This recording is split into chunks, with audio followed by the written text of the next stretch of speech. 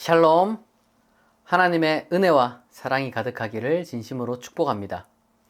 오늘 함께 묵상할 말씀은 사도행전 20장 31절입니다.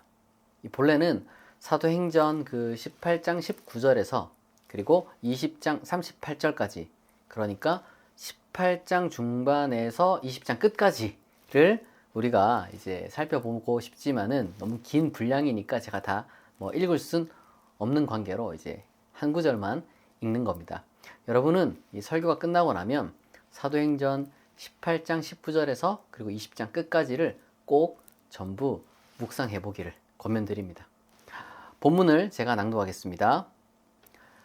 그러므로 여러분이 일깨어 내가 3년이나 밤낮 쉬지 않고 눈물로 각 사람을 훈계하던 것을 기억하라. 아멘. 자, 오늘은 사도행전 18장부터 20장 끝까지를 같이 다루어 보도록 하겠습니다. 바울은 고린도 지역에서 1년 6개월, 1년 반을 머물면서 사역했지만 이 유대인들의 어떤 저항, 그리고 이제 법정 다툼, 그리고 심지어 이 폭력 사태, 거기다가 새로운 신임 총독의 방관, 이런 것들이 이제 이 복합적으로 이제 아우러져서 더 이상 고린도에 머물 수 없게 되어 거기서 떠났습니다. 그래도 바울은 거기서 아굴라와 브리스길라 이 부부를 만나게 되었죠. 그래서 이제 천막 사업도 같이 하고 사역도 같이 할 수 있었습니다. 그리고 이 바울의 선교팀은 그 아굴라와 브리스길라 부부와 함께 이 고린도에서 떠났습니다. 이 고린도에서 이 바울 일행은 어디로 갔느냐? 다시 좀 이렇게 소아시아 지역의 배 타고 건너가 가지고 이제 이 서쪽에서 동쪽으로 멀리 이제 이동을 했습니다. 도착한 곳이 어디냐면 에베소입니다. 에베소. 아굴라와 브리스길라는 거기에 머물면서 다시 천막 사업을 하고, 그리고 바울에게서 배운 그 말씀 사역을 또 새롭게 시작했고요. 이제 바울은 에베소에서 다시 에베소로 왔다가 이제 자신이 사역했던 그 다른 지역들 한번 쭉 둘러보고 그리고 이제 다시 에베소로 돌아오게 됩니다. 근데 이제 바울이 잠깐 에베소를 떠난 사이에 그 이집트 알렉산드리아라는 곳에서 이제 그 대도시거든요. 거기서 이제 학문을 익힌 유대인 아볼로라는 이 청년이 일찍부터 예수님에 대해서 이제 배워와가지고 그 자신만의 그 해석을 에베소까지 와가지고 이제 가르치고 이제 펼쳤다고 합니다. 그리고 사도행전은 이제 아굴라와 브리스길라가 이 아볼로란 청년을 보고 또 만나가지고 바울의 복음을 또 알려주고 같이 어떤 그 교류를 했다. 이런 이제 흥미로운 이야기를 이제 우리가 이 사도행전에서 볼 수가 있습니다.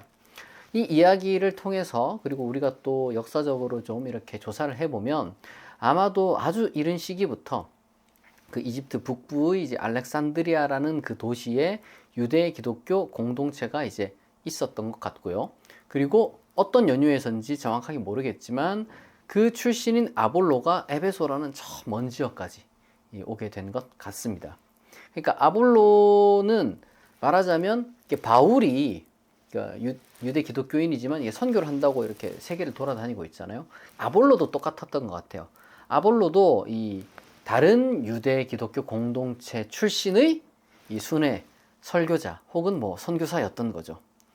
사도행전에서야 이제 아볼로를 약간 이제 바울에게 종속시키는 그런 어떤 모습을 보지만, 그리고 고린도전서를 보더라도 바울 스스로가 약간 아볼로를 마치 이제 자기보다 조금 못한, 그러니까 이제 자기 밑에 있는 그런 느낌을 이제 좀 주는 그런 말을 하지만은 실제로 이제 고린도전서를 좀 진지하게 읽어보면은 아마도 그런 어떤 상하 관계는 아닌 것 같고, 마치 이제 바울과 디모데의 관계 그런 건 아닌 것 같아요. 그게 아니라 이제 서로 다른 생각을 가지고 있는 일종의 이제 어떤 그 협력 관계, 요 정도로 우리가 이제 생각하면 될 것 같고요. 사실 조금 더 적나라하게 표현하자면 약간 경쟁 관계도 있었던 것 같습니다. 사도행전이야 이제 아무래도 바울 중심으로 기록되었기 때문에 이제 아볼로가 가졌던 어떤 그 영향력이 조금 이제 약화되는 것 같아요. 그래도 이제 아볼로는 워낙 영향력이 있었던 사람이라서 아볼로가 이 알렉산드리아에서 와서 이제 아래쪽이거든요. 알렉산드리아에서 와서 저기 이제 위쪽 에베소로 갑니다.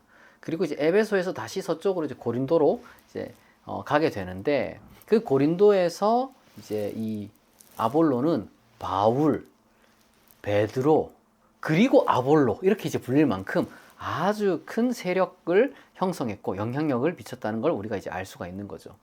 그러니까 이제 예수님이 활동하셨던 그 갈릴리와 이제 예루살렘의 어떤 그 팔레스타인, 그 위쪽이 그 시리아뿐만 아니라 이제 아래 이집트 이제 북부까지 이 예수 운동이 사실상 바울이 회심하기 이전, 그러니까 이제 아마도 예수님이 사망하시고 난 지 10년이 안 되어 가지고 아주 확산이 확 되어 있었던 것 같아요.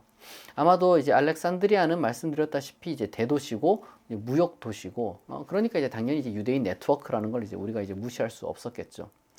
실제로 사도 바울의 여행지를 우리가 좀 살펴보게 되면 이제 사도 바울이 그 밑으로는 안 가고 이렇게 이제 쭉 이렇게 둘러가거든요. 위로 쭉 이렇게. 그리고 이제 동쪽에서 주로 서쪽으로 이렇게 쭉 이렇게 이제 둘러가는데, 그러니까 아래쪽으로는 바울이 어떤 그 선교 여행의 목표를 세우질 않았어요. 물론 뭐 이제 1차적으로야 문화적 언어적 문제 같은 게 있었겠지만, 아마도 그 팔레스타인처럼 이제 이미 이집트에도 그 유대 기독교 공동체가 이제 있었다는 것을 알았기에 이제 가지 않았던 것 같습니다. 뭐 사도 바울이 가지고 있었던 어떤 그 소신 중에 하나가 이미 세워진 터 위에는 자기가 굳이 가지 않는다, 뭐 그런 어떤 소신도 있었고요. 뭐 흥미롭게도 어쨌거나 이제 알렉산드리아 유대 기독교 공동체도 시리아 안디옥 그 유대 기독교인 공동체처럼 어떤 사명을 갖고 아직 블루 오션인 그 로마의 도시들로 이제 선교사를 이제 파송했는데, 그게 바로 누구였느냐, 이제 아볼로였다는 거예요. 이제 아볼로가 어떤 복음을 전파했는지 우리는 뭐 정확하게 알 수가 없습니다.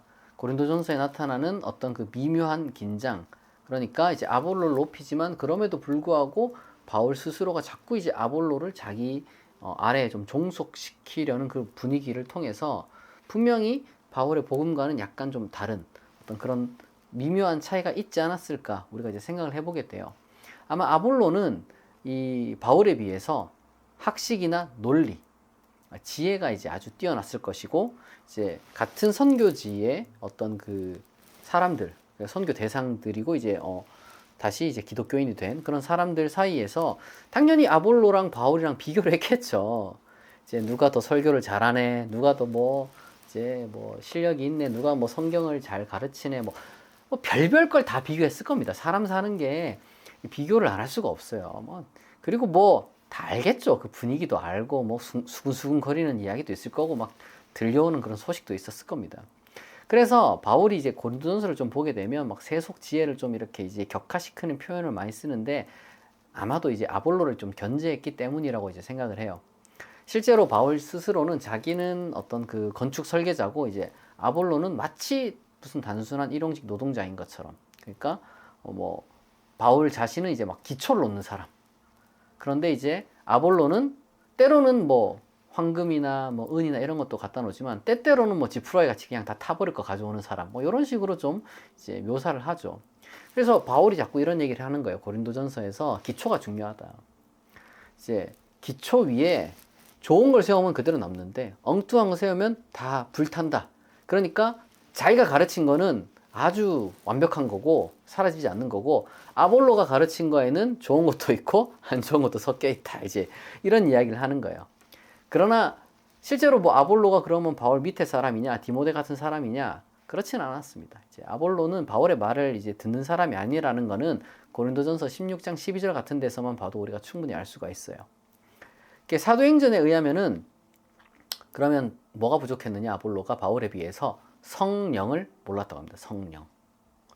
이제 사도행전 19장 전반부에 아볼로가 고린도로 가고 다시 이제 그때 타이밍 맞게, 그러니까 이제 바울이 에베소에 없을 때 아볼로가 왔고, 아볼로가 고린도에 갔어 에베소에 아볼로가 없을 때 바울이 왔다고요. 이제 선교 현장을 이렇게 돌아다녀보고, 참 뭐 재미난 어떤 그런 이제 연출인데, 어쨌거나 거기 보면은 이 아볼로에 의해서 아마 형성된 것 같은 이제 소위 예수 운동에 속하게 된 이 아볼로의 12제자.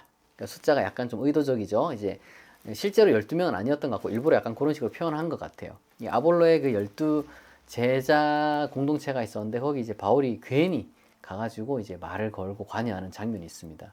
바울과 그 아볼로의 제자들 간의 첫 대화가 이래요. 너희가 믿을 때 성령을 받았느냐? 이르되 아니라 우리는 성령이 있음도 듣지 못하였다. 우리는 성령 난생 처음 들어본다. 이제 이렇게 얘기를 하는 거예요. 그래서 바울이 그들에게 성령을 가르쳐 주죠.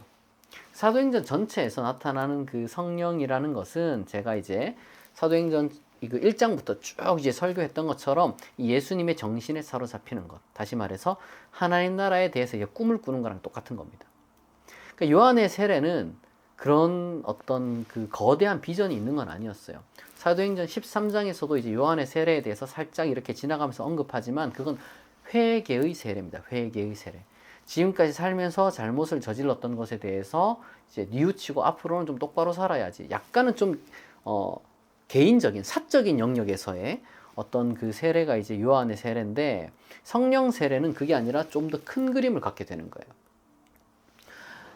방언과 예언을 했다라고 하는데 사도행전 2장 오순절 사건에서 표현된 것처럼 그것은 무언가 약간 그 열광적인 어떤 그 종교적인 현상이 내게서 나타나는 것도 뭐 당연히 포함되겠지만 보다 본질적으로는 하나님의 큰 일에 대해서 꿈꾸고 말하고 거기에 인생을 걸게 되는 거예요.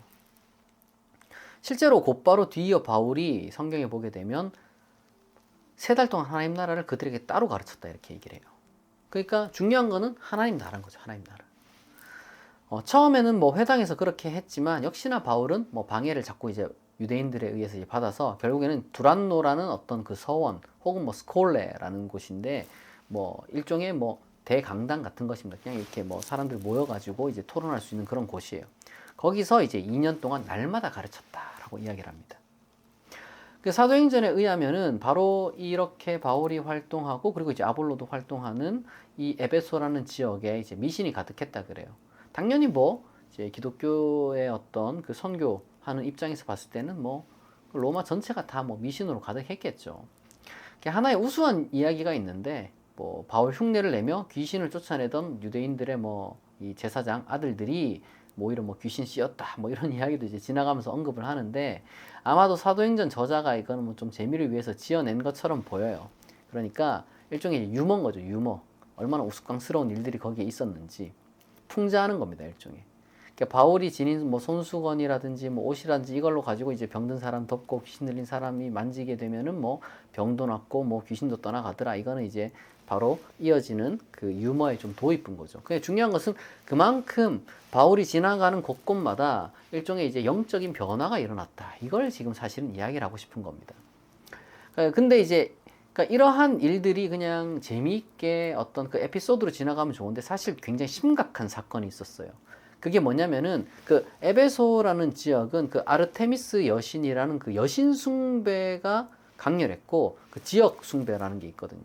근데 그 지역에서 아르테미스 여신은 일종의 엄청난 사업이었습니다. 사업. 마스코트 사업도 엄청 크잖아요. 오늘날. 이제 그거보다 훨씬 더 이 진지하게 사람들이 이제 믿었던 게 숭배란 말이에요. 숭배. 아르테미스 컬트인데 이제 거기에 대해서 이제 바울이 가만히 있지 않았겠죠, 당연히. 바울은 거기에 대해서 아마 이제 뭐 우상 숭배라고 했을 거고 심각한 이제 어떤 비판을 했을 겁니다.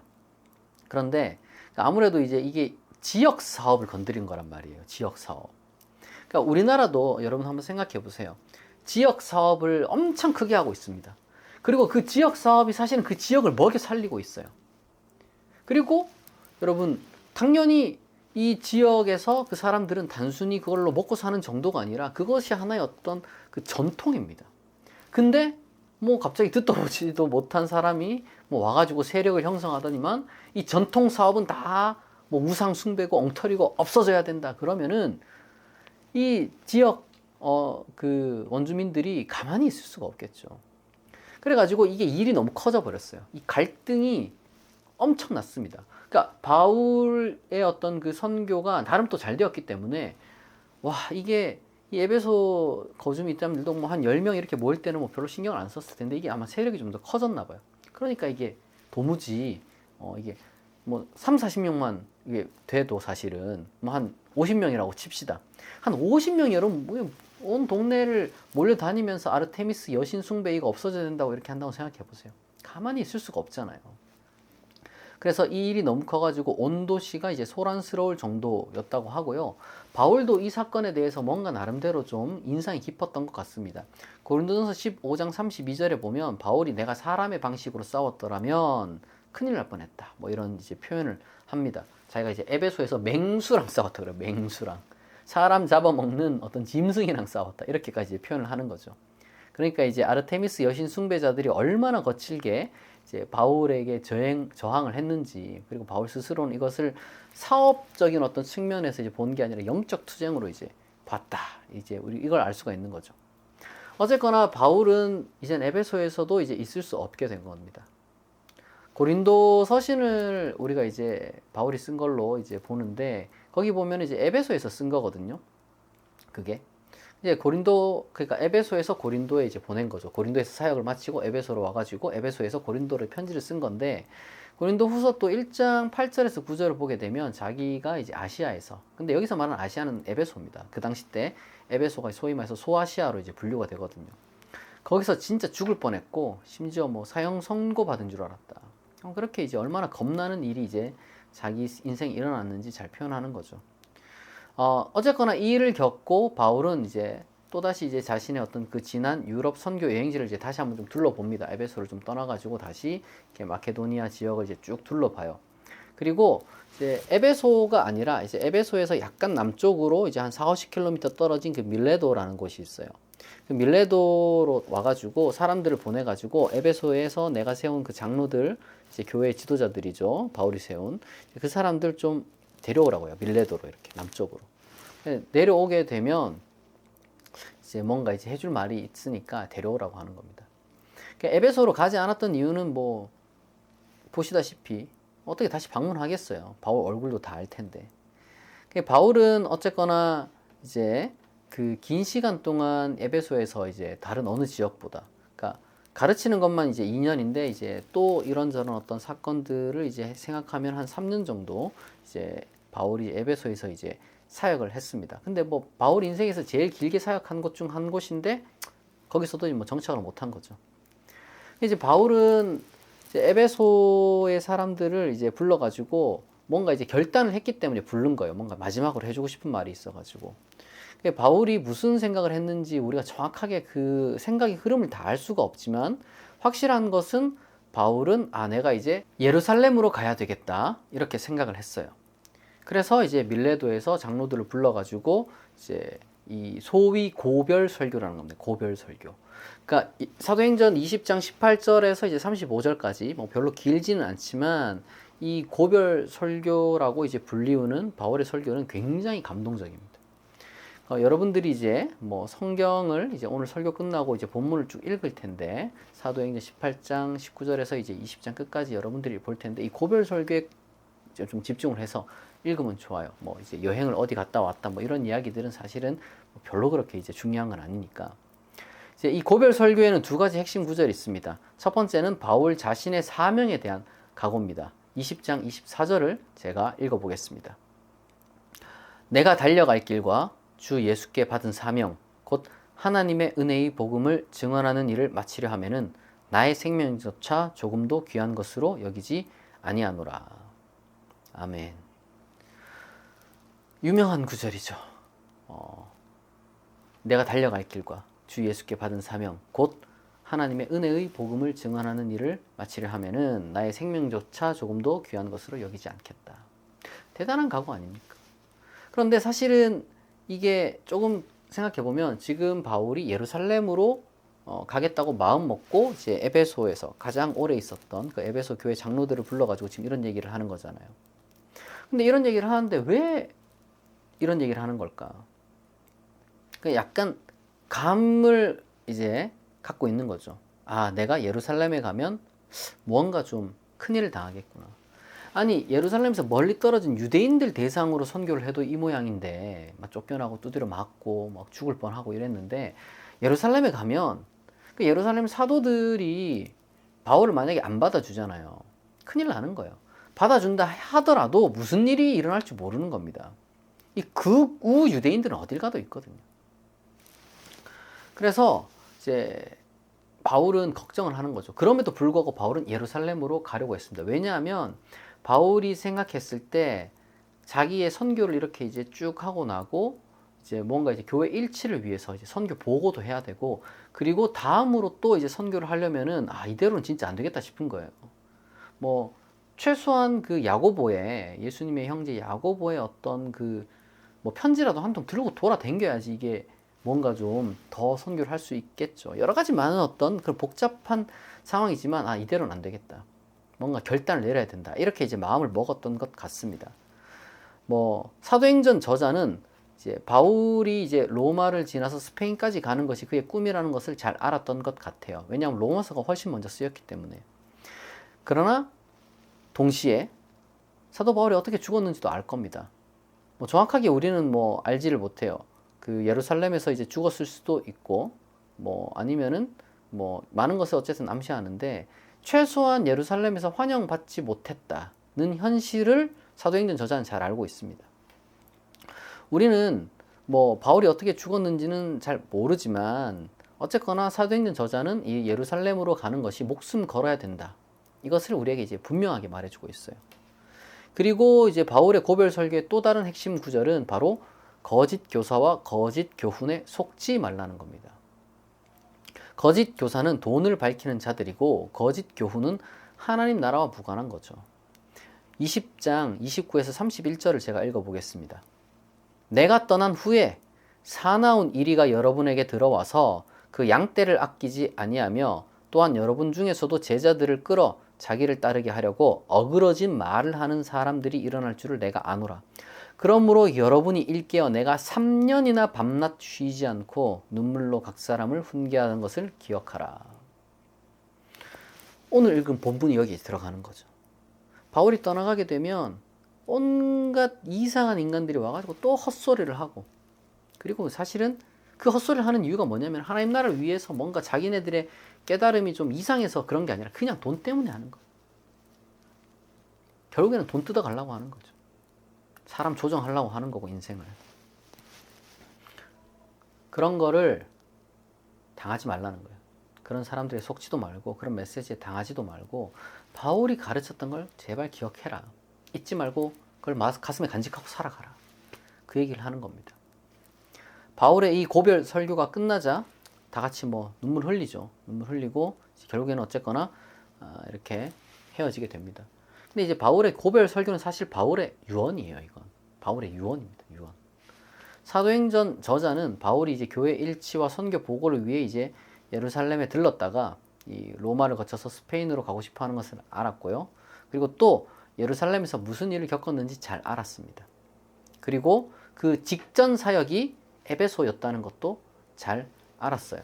이후 사도행전은 바울이 이제 그 예루살렘에서 이제 체포당하고, 그리고 이제 뭐 그 체포당한 상태에서 예루살렘에 있다가 뭐 가이사랴로 뭐 호송됐다가 그 다음에 이제 또 뭐 예루살렘 왔다가 결국에는 로마로 이제 이동하게 되는, 그러니까 사실은 바울이 갇힌 이야기예요. 그 다음부터는 뭐 다시 말해서 바울의 공식적 선교 사역은 에베소가 끝이었습니다.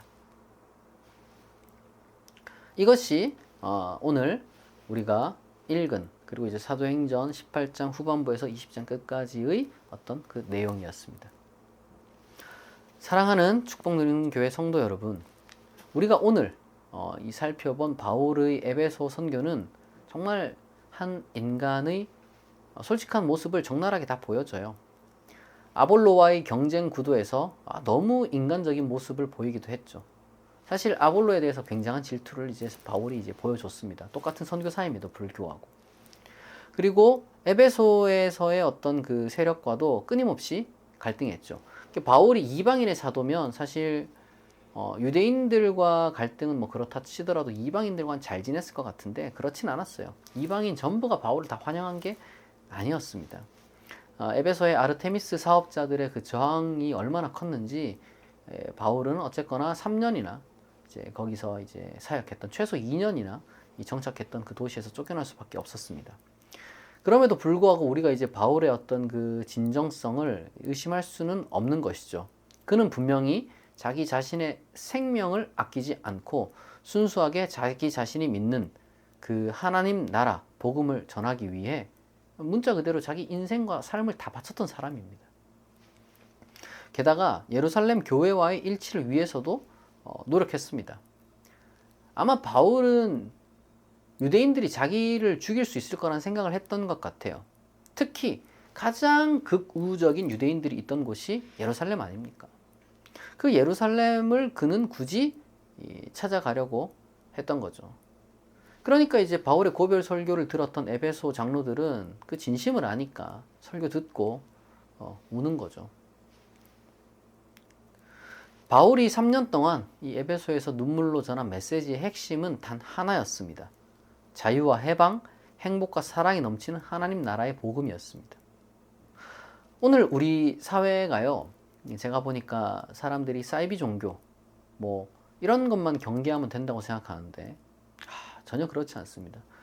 사이비 종교라고 딱 이 낙인 찍은 것만 조심해야 되는 게 아니라 온갖 수많은 거짓된 메시지들이 너무나도 넘쳐난다는 걸 저는 정말 하루하루 느끼고 있어요. 매일매일 느끼고 있습니다. 매 순간 느끼고 있어요. 정말 욕망을 자극하고 이 탐욕을 부추기는 이 죄의 그물망이 아주 그냥 우리를 이미 다 감싸고 있어요. 이걸 다 끊어버리고 나와버려야 돼요, 여러분. 사실 그러니까 바울이 하나님 나라를 위해서 목숨 걸고 살았다고 하는데 바울만 목숨 걸고 사는 게 아니라 모두가 다 사실은 자기 목숨을 걸고 살아가죠. 다만 우리는 그겁니다. 우리는 과연 어떤 가치에 내 목숨을 걸고 살아가고 있는가? 내가 잠을 자고 눈을 떠가지고 열심히 하루하루를 살아가고 있는데 뭐 무기력하라도 어떻게든 뭐 살아는 가고 있는데 왜 살아가는지에 대해서 사람들은 결국에는 뭐 거기에 무언가 어쨌든 목숨을 걸고 있기 때문에 살아가고 있단 말이에요. 그게 그냥 내 한 목숨, 내 매 순간 자극적인 어떤 그 신체적 쾌락, 정신적 쾌락을 위해서 살아가는 것일 수도 있고 아니면 뭐 이제 나중에 이제 뭐 내가 부자 되고 싶어가지고 아니면 내가 뭐 세상적으로 성공하고 싶어가지고 아니면 뭐라든 있겠죠. 뭐든지 내가 안 죽고 지금 살아가는 이유가 뭐든지 있겠죠. 모두가 다 목숨 걸고 살아가고 있는데 중요한 것은 그겁니다. 우리는 그럼 어떤 가치에 지금 목숨을 걸고 살아가고 있는가? 혹시 나는 거짓 메시지에 기반한 어떤 그런 인생을 살아가고 있는 건 아닌가? 이걸 돌아봐야 된다는 겁니다. 바울이 여러분 유별난 게 아니에요. 바울은요, 하나님께 소망을 두고 하나님께 자기 생명을 맡기고 살아가는 것 뿐입니다. 우리도 마찬가지죠. 우리도 여러분 돌아봐야 돼요. 그리스도인이 어떤 존재입니까? 하나님께 소망을 두고 하나님께 생명을 맡기고 살아가는 자들 아닙니까? 과연 나는 어떤 메시지와 어떤 가치에 내가 지금 내 인생을 맡기고 있는가? 이걸 돌아볼 필요가 있어요. 물론 여러분 우리가 살아가다 보면 사는 게 너무 버거우니까 뭔가 이제 거창한 이런 것들 생각하지 못할 수도 있습니다. 뭐 바울처럼 뭐 뭔가 이제 막 세계를 돌아다니면서 뭐 인생도 걸고 열정으로 뭐 살고 싶지만 사실 뭐 현실이 우리를 그렇게 뭐 허락하진 않죠. 다 뭐 좌절시키기도 하고 실망시키기도 하고. 근데 여러분 제가 드리고 싶은 말씀 바로 그렇기 때문에 바울이 복음을 전하고 다녔던 겁니다. 무슨 말이냐? 복음이라는 게 우리 인생에 필요하다는 거예요. 바울은 그런 사람들을 보면서 복음을 전한 거예요. 복음은 단순한 교리나 규칙이 아닙니다, 여러분. 복음은 오히려 우리의 영혼을 자유롭게 하고 우리 삶을 새롭게 하고 우리의 존재를 변화시키는 하나님의 능력입니다. 그게 복음이에요. 그러므로 저는 여러분이 한 분 한 분이 이 복음의 깊이와 힘을 정말로 이제 깊이 정말 누리시기를 바랍니다. 복음, 하나님이 나와 함께 하시고 하나님이 나를 사랑하시고 하나님이 내 인생을 인도하신다는 그 믿음, 그 확신, 매 순간 또한 기도와 그리고 또한 어떤 그 찬송과 그리고 우리가 이 공동체 속에서 살아가면서 얻는 그 하나님의 힘. 여러분, 이게 복음이에요. 비록 정말 현실이 힘들지라도 하나님이 나와 함께 하고 계시면 그리고 이 세계를 바꿀 것이라는 어떤 그 하나님 나라에 대한 꿈이 있으면 여러분 우리는 어제보다 오늘보다 내일 더 값지게 빛나게 살아갈 수가 있는 겁니다. 그러므로 여러분의 일상이 비록 고단할지라도 이 복음의 그 깊이를, 복음의 힘을 여러분들이 꼭 체험하시길 바라고, 그 안에서 하나님 나라를 꿈꾸며 살아가는 그런 소위 거룩한 상상력도 여러분 잃지 않기를 소망합니다. 바울은 어쨌거나 혼자가 아니었어요. 바울이 가면 갈수록 팀도 늘어났죠. 그리고 이제 왔다 갔다 할수록 처음에는 막 보잘것없는 작은 뭐 한두 명이었지만 어쨌든 늘어나잖아요. 장로가 막 세워지잖아요. 에베소 교회. 함께 신앙을 나눈 그런 동료들이 있었습니다. 바울이 내가 죽겠다고 해도 같이 울어줄 수 있는 사람이 있었단 말이에요. 그와 마찬가지로 여러분, 우리는 혼자가 아닙니다. 우리는 혼자가 아니에요. 힘들 때 마음을 나누고 신뢰할 수 있는 우리 신앙의 동료들이 이렇게 축복 누린 교회에 있다는 것을 여러분 기억하시기 바랍니다. 하나님께 기도하고요.